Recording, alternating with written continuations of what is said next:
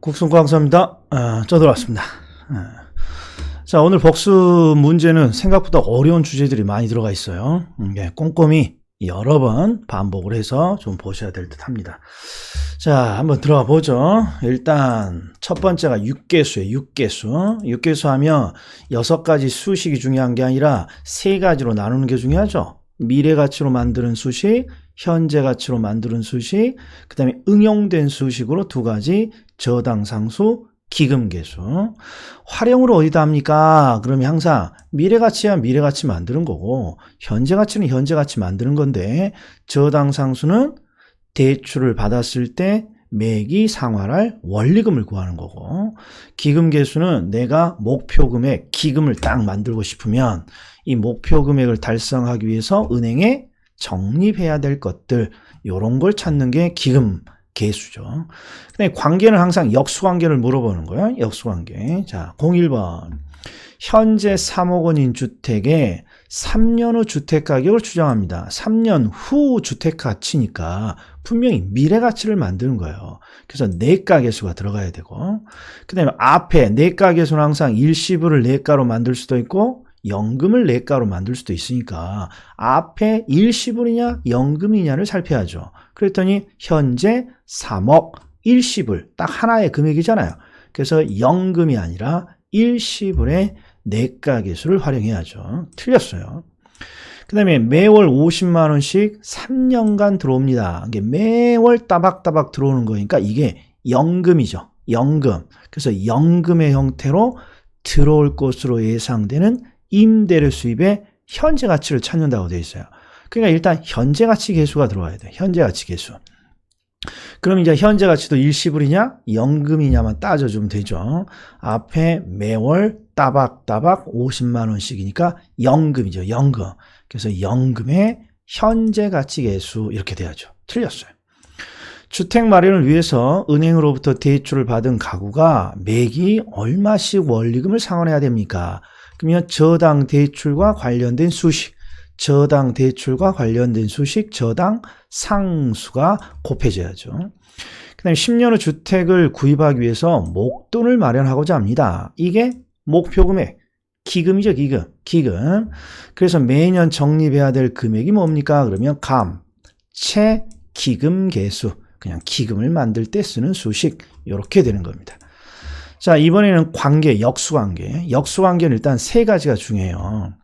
일단 일시불의 내가계수, 수식으로는 곱하기 1.1, 10%라면, 그 다음에 일시불의 현재가치계수, 수식은 나누기 1.1. 그러니까 곱하기 1.1과 나누기 1.1은 분명히 역의 관계예요. 그러니까 얘는 옳은 지문이에요. 그 다음에 2 지문을 더 아셔야 된다 그랬어요. 저당상수, 그 다음에 8번의 감채 기금계수, 그냥 줄여서 기금계수. 저당상수와 기금계수는 현재 가치를 만드는 것도 아니고 미래 가치를 만드는 것도 아닌 응용된 수식이에요. 저당상수는 매기 원리금 상환액을 구하기 위한 거고, 기금계수는 기금을 만들기 위한 매기 적립액을 산정할 때 구하는 거지 미래와 현재 가치가 아니란 말이에요. 중요한 건 응용된 수식이에요. 응용. 그러면 응용이니까 뭐가 보여야 된다고? 동그라미 2개가 보여야 된다고. 동그라미. 일단 연금의 수식을 응용했고 역수로 응용했습니다. 그래서 응용 요게 보여야 된단 말이에요. 기금계수도 응용 수식이니까 응용해서 동그라미 2개가 보여야 돼요. 연금의 수식을 응용했고 역수로 응용했습니다. 중요한 건 연금의 현가를 응용했냐 연금의 내가를 응용했냐 이 차이인데, 저당상수는 항상 찌읒이 있네. 그러니까 현재 가치에 찌읒이 있는 현재 가치 계수랑 이렇게 묶여야 된다 그랬어요. 이게 이렇게 묶여야 된다.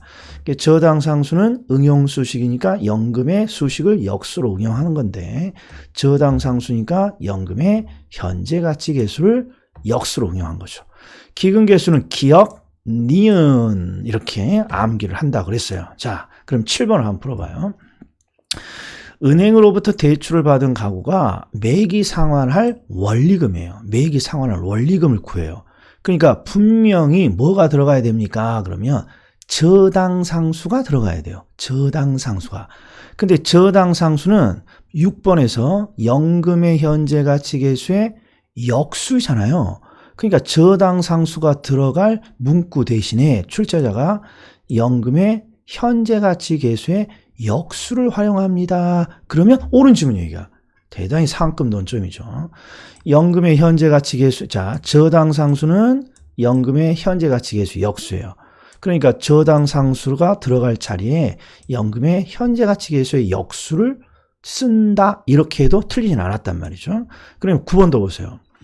10년 후 1억을 만들고자 해요. 그러니까 분명히 목표 금액 기금을 설정했죠. 그러니까 기금 계수가 필요한 건데 기금 계수는 연금의 내가 계수의 역수잖아요.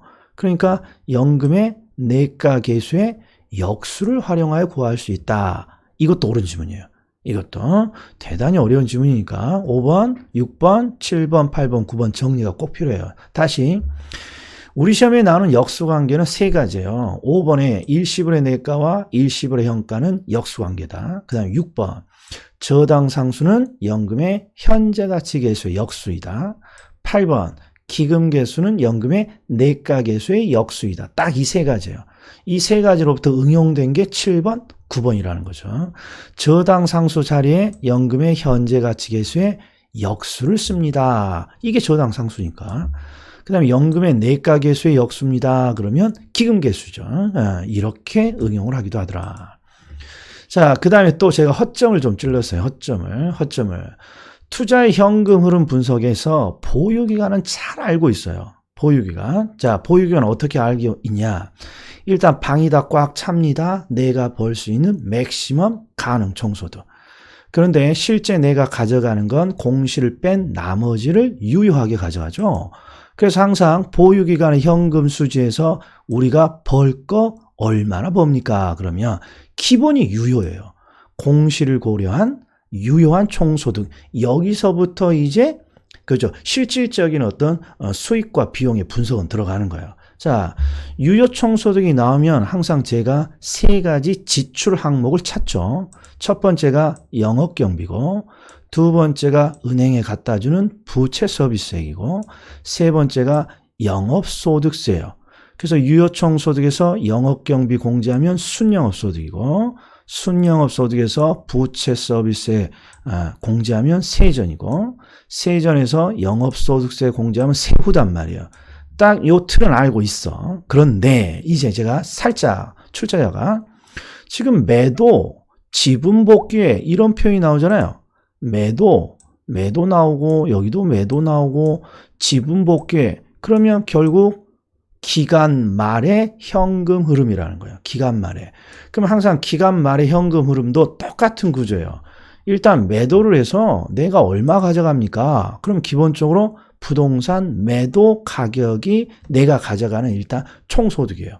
매도 가격이. 마치 뭐처럼 보유기간에 유효 총소득이 공시를 고려해서 내가 가져가는 총소득처럼 기간 말에는 총 매도 가격이에요. 부동산의 매도 가격. 그러면 보유기간에서는 항상 경비를 세 가지 찾았잖아요. 영업경비, 부채 서비스의 영업소득세. 그럼 똑같은 구조예요. 기간 말에도 일단 총 매도 가격에서 이게 영업경비 대신 매도니까 매도경비. 그 다음에 보유기간에는 따박따박 원금과 이자를 갖다 주지만 기간 말에는 남아있는 미상환 저당 잔금을 갖다 주는 거죠. 은행에. 요거 주의. 자, 투자자는 보유기간에는 따박따박 원금과 이자를 갖다 주지만 기간 말에 부동산을 처분했어요. 그러면 투자를 종결시키는 거니까 남아있는 잔금을 은행에 싹 한 방에 갚아야죠.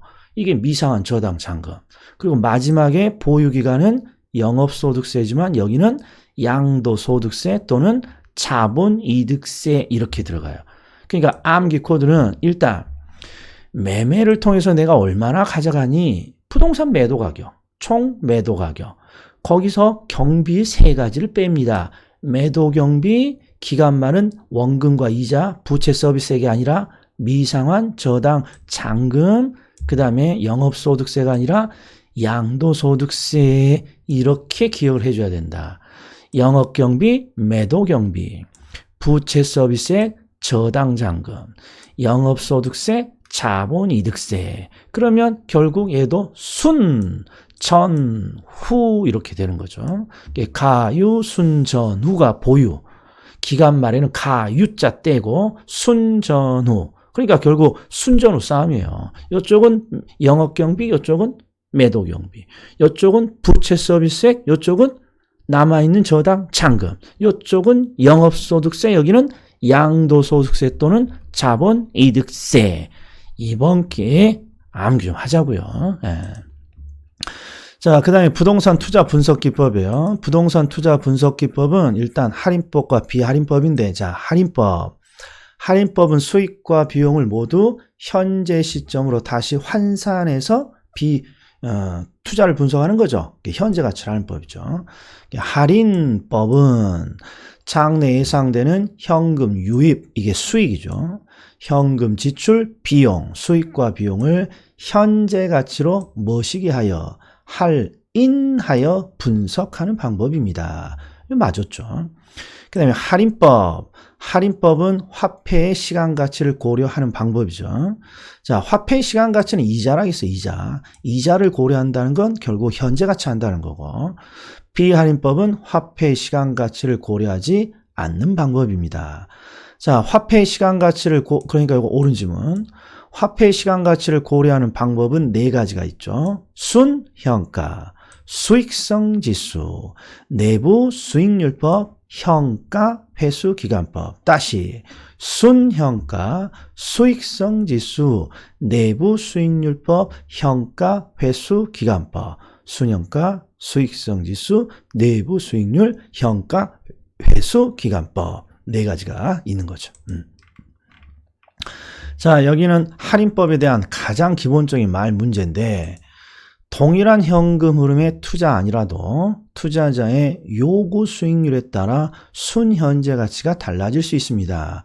자, 얘가 옳은 지문인지는 대부분 찾습니다. 그런데 이유가 뭐냐를 정확히 아셔야죠.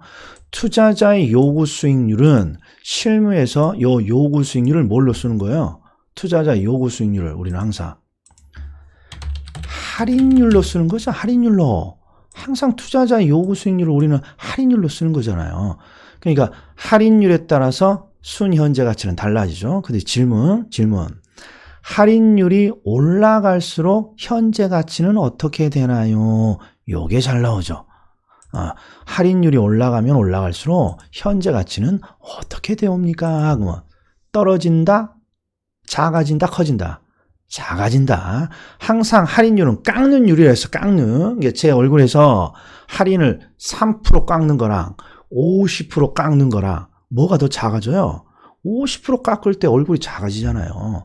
그래서 항상 할인율이 올라가면 가치는 쪼그라드는 거예요. 자, 다섯 번째. 수익성 지수는 공식이 수익의 현가를 비용의 현가로 나눈 거죠. 항상 위가 수익의 현가, 밑이 비용의 현가. 그런데 문구를 봤더니 순현금 투자 지출, 지출? 요 비용인데, 그러니까 비용의 현재 가치를 수입의 현재 가치로 나눕니다. 그러니까 틀렸다, 맞았다. 완전히 뒤바뀌었죠. 수익의 현가를 비용의 현가로 나누는 거죠.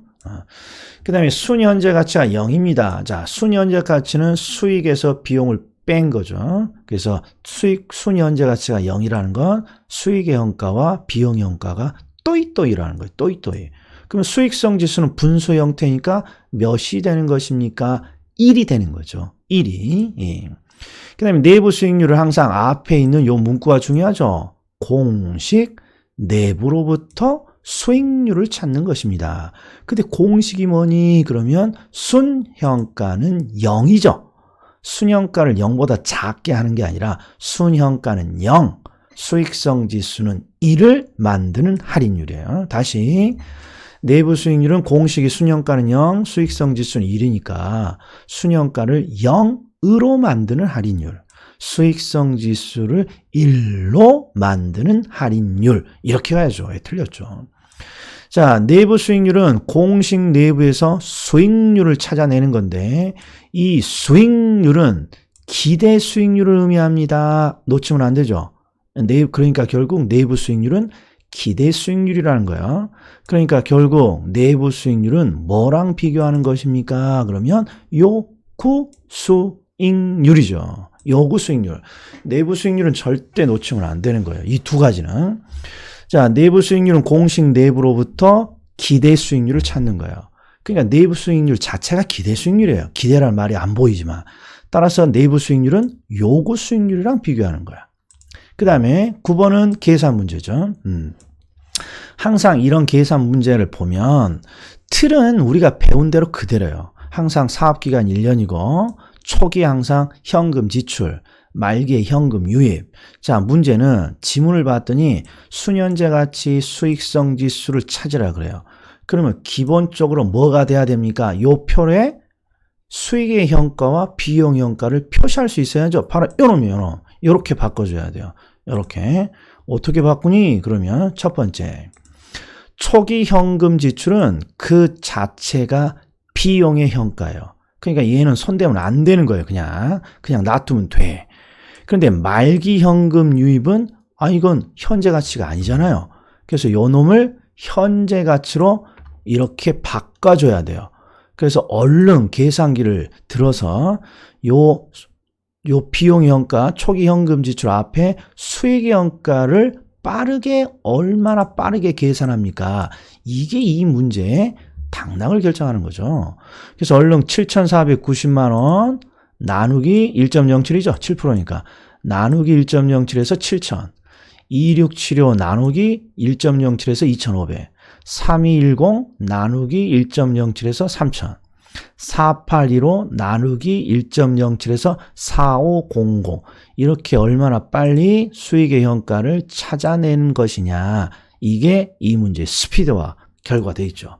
그런데 여기서 또 A안과 C안은 굳이 계산기 칠 필요 없을 것 같다는 생각이 들어야 돼요. 왜? 항상 옆구리에 있는 금액이 이자가 아닐까 생각해 보라고 그랬죠. 자, 7,490에서 이 490은 7,000에 7% 이자예요. 77에 49. 그러니까 요놈이 이자니까 현재 가치 하면 계산기 안 치고도 그냥 원금 7천만 딱 적으면 되죠. 그 다음에 3,210만 원도 요게 3, 7은 21. 즉 3, 7은 21. 이자. 그러니까 현재 가치는 이자를 버리는 과정이니까 이자만 쏙 버리고 그냥 3,000 오면 되는 거죠.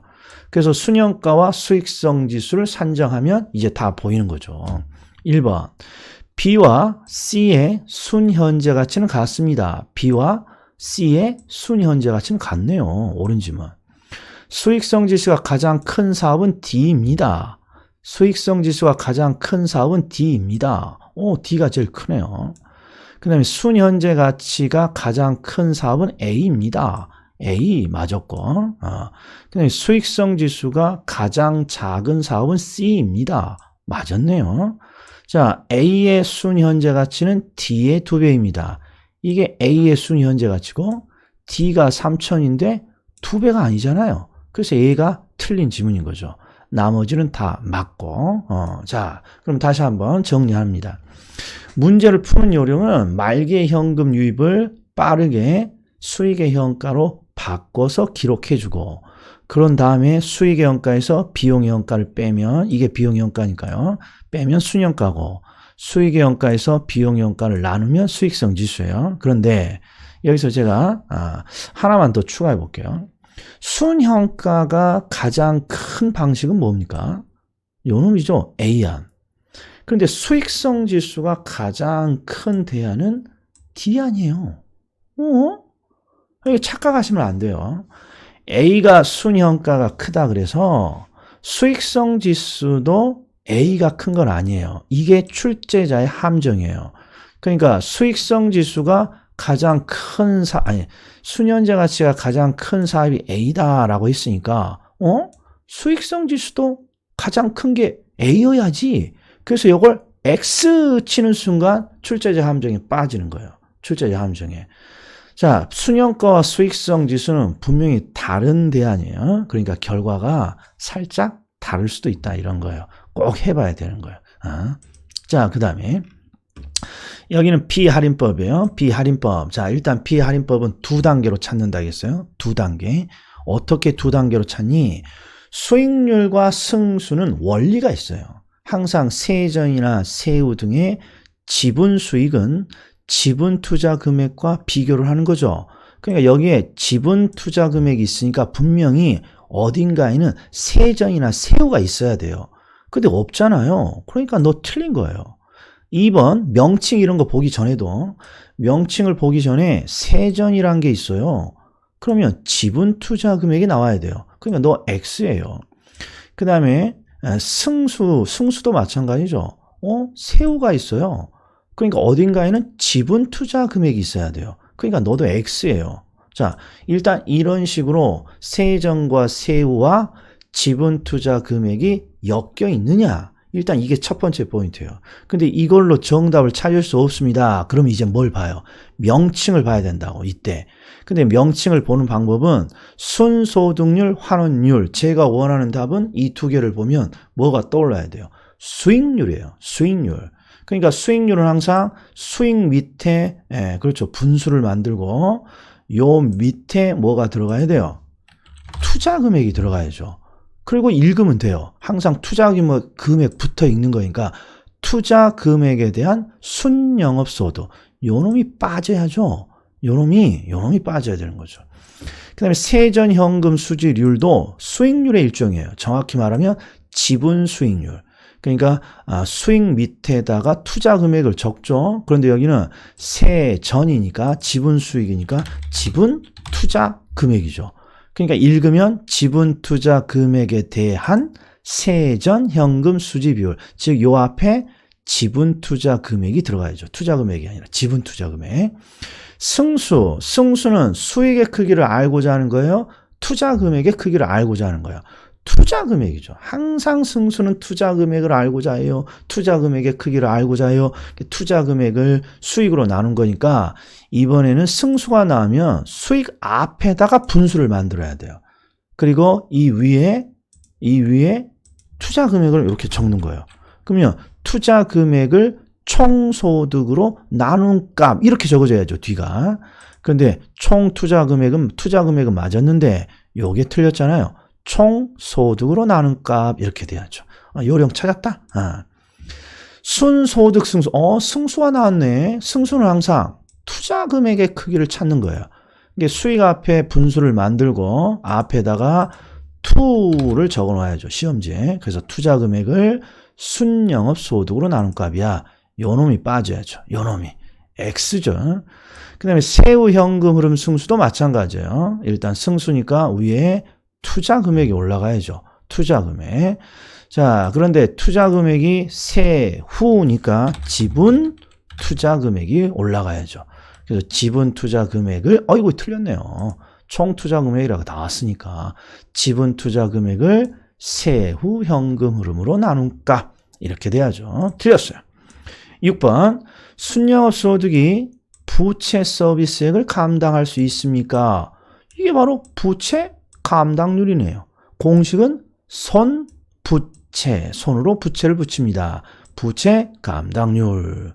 자, 그럼 이게 비할인법의 연습 문제죠. 비할인법. 자, 보시자고요. 쉽지 않아요. 요령이 필요해요.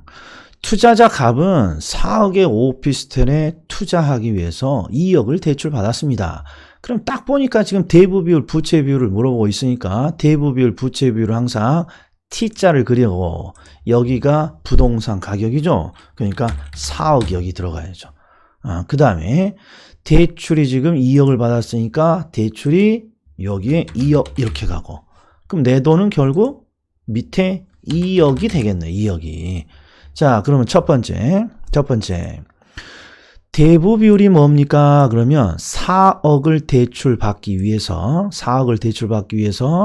2억을 대출받자. 여기가 항상 대출이죠. 항상 여기에 있는 부분이 대출이라는 걸 잊으면 안 돼요. 4억짜리 사기 위해서 2억 50%를 대출받았군요. 이게 떠오른다? 50%를 대출받았군요. 이걸 대부 비율. 근데 대출을 받으면 항상 정부는 대출의 건전성을 따진다 했어요. 대출의 건전성은 항상 왼쪽, 오른쪽을 읽으면 된다 했죠. 오른쪽을 몇 분의 몇, 2분의 2 이렇게 읽으면 되죠. 2분의 2 이게 부채 비율. 근데 2분의 2니까 수치는 1이고 퍼센트로는 100%가 이렇게 되는 거죠. 그러니까 부채 비율이 틀린 거예요. 부채 비율이. 그러니까 항상 T자만 딱 그려놓으면 4억 중에 2억을 빌렸네. 50%구만. 대부 비율. 그리고 부채 비율은 부채 건전성이에요. 오른쪽을 보는 거예요. 2분의 2, 100% 틀려 먹었네. 이렇게. 예.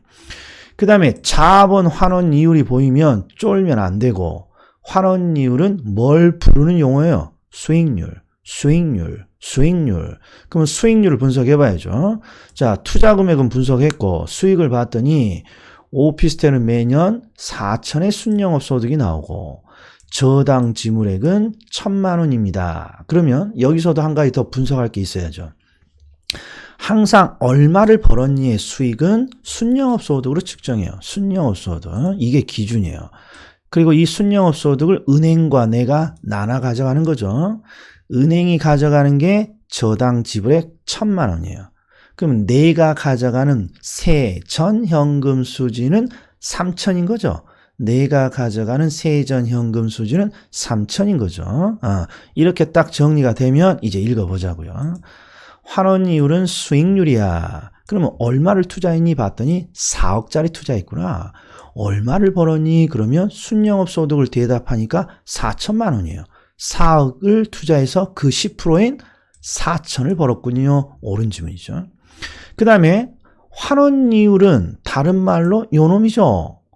순소득률의 닉네임이 환원이율이니까 순소득률, 환원이율 다 합쳐서 우리는 수익률이죠. 얘가 틀린 거죠. 5%가 아니라 10%죠. 근데 순소득 승수는 승수니까 여기다가 이렇게 수익 앞에다가 슬러시를 치고 위에 뭐가 올라가야 된다? 투자 금액이잖아요. 이게 투자 금액을 순영업 소득으로 나눕니다. 투자 금액이 4억이고 요걸 순영업 소득 4천으로 나눕니다. 10년. 요거 편법은 나중에. 그 다음에 지분 수익률은 내 것만 따지는 수익률이에요. 그럼 내 것만 따져보자고요. 4억에 2억을 대출 받았으니까 내 돈도 2억이에요. 내 돈도 2억. 2억을 투자해서 내가 얼마를 가져갑니까? 그러면 얼마를 가져갑니까? 내가 투자해서. 얼른 요거 찾아줘야 돼요. 자, 2억을, 내 돈은 2억 투자한 거예요. 내 돈은 2억. 다시. 자, 내 돈은 2억을 투자했어요. 그리고 얼마를 가져가요, 내가? 얼마를 가져가요? 그렇죠. 3천만 원을 가져가는 거죠. 3천만 원. 3천만 원. 왜? 그렇죠. 우리가 분석했지 않습니까? 순영업 소득에서 은행이 가져가는 게 저당 지불액 1,000만 원이니까 내가 가져가는 게 3천인 게 2억을 투자해서 3천을 가져가는 거니까 몇 프로예요? 2억에 15를 곱하면 30이 되는 거죠. 15%죠. 15%. 2억. 옳은 질문이에요. 그 다음에 부채 감당률은 항상 손부채죠. 손으로 부채를 붙이니까 이렇게 부채 앞에 분수를 만들고 앞에다가 순영업 소득을 넣죠. 그러면 순영업 소득이 부채 서비스액을 얼마나 감당합니까? 보자고요. 순영업 소득이 4천이고 부채 서비스액이 1,000만 원이니까 감당할 수 있죠. 근데 정확히 몇 배를 감당할 수 있는 거죠? 3배가 아니라 4배죠. 그러니까 4가 돼야죠. 4가. 그래서 얘도 틀린 거예요. 연습하기 굉장히 제가 좋은 지문입니다. 반드시 연습을 여러 번 하시기 바랍니다. 그 다음에 상한 방식의 비교인데 이번에 상한 방식의 비교는 어떤 디테일한 걸 물어봤어요. 디테일. 자, 그럼 첫 번째 암기 코드를 생각하셔야 돼요. 원리금 균등은 원금과 이자 합계는 항상 균등해요. 그런데 항상 뭐가? 이자가 점점 감소하잖아요.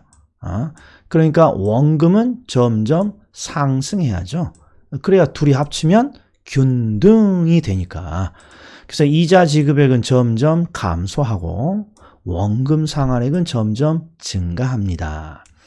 자, 원금 균등 상환도 항상 이자는 점점 감소해요. 이게 어떤 방식이든 이자 지급액은 점점 감소하는 거예요. 자, 그 다음에 원금 균등 방식이고 원리금을 물어봤어요. 그럼 첫 번째, 원금 균등이니까 원금은 항상 또이또이. 그런데 항상 뭐가 감소하니까 이자가 항상 감소하죠. 그러니까 원리금 합계도 점점 감소한다. 이렇게 가야죠. 또 원금 균등이에요. 원금 균등. 잔금이에요. 항상 동일한 금액이 점점 감소하겠죠. 동일한 원금을 내니까. 그러니까 얘도 점점 감소해요. 그래서 제가 누누이 강조했어요. 원금 균등 상환 방식이 나오면 원금은 동일하게 내는 거지만 특징이 다 감소라고요. 이자도 점점 감소하고요. 원리금 합계도 점점 감소하고요. 대출 잔액도 점점 감소해요. 그 다음에 체증식 상환 방식은 원금과 이자 합계가 점점 증가하고, 그러니까 1번부터 5번까지 증가라는 문구가 나오는 건 딱 두 가지밖에 없어요. 원리금 균등에서는 이자가 점점 감소하니까 그것만큼 원금이 늘어난다. 요거랑 체증식은 항상 용어 정리가 원금과 이자 합계를 점점 증가시키는 거고. 그 다음에 6번 질문이 많은 거라고 했어요. 대출기간, 전체 대출기간 동안의 총 누적 원리금이에요. 총 누적 원리금. 그러니까 누적, 대출기간 전체에 내가 상환한 원금 누적액과 이자 누적액이에요. 근데 포인트는 뭡니까? 총 누적 원금은 어떤 방식이나 동일해요. 1억을 대출했고 1억을 대출받았고 내가 상환한 원금을 다 합치면 결국 대출 금액이랑 또이또이가 돼야죠. 그러니까 대출기간 전체에 누적된 내 원금 상환분은 대출 금액이랑 항상 똑같은 거예요. 그래서 뭐에 의해서 이 크기가 결정됩니까? 이자 상환액이에요. 그럼 머릿속에서 이렇게 생각해야죠. 원금 균등 상환 방식은 기초의 원금을 더 많이 내야 되는 힘든 방식이에요. 힘들어. 그래서 원금 균등을 선택했다면 허리띠를 졸라매서 열심히 뭔가 상환을 해줘야 돼요. 대신 열심히 상환하니까 보상으로 전체 이자는 좀 적게 내. 이렇게 가야죠. 그렇죠. 그래서 항상 원금 균등 상환 방식의 총 누적 원리금이 항상 적은 거예요. 이자가 전체적인 이자가 조금이라도 적으니까 이렇게 되는 거죠. 쉽지 않았어요. 시간도 꽤 됐을 것 같아요. 제가 체크는 안 해봤습니다만. 자, 여기까지입니다. 여러 번 반복하는 것이 좋습니다. 여기 오늘 지금 복습 지문은 여기서 반드시 3개 나옵니다. 3개 나옵니다. 3문제. 실제 시험에 여러 번 반복해주고 여러 번 유튜브로 또 기억력을 돌리시기 바랍니다. 자, 수고 많으셨어요. 다음 주에 뵙겠습니다.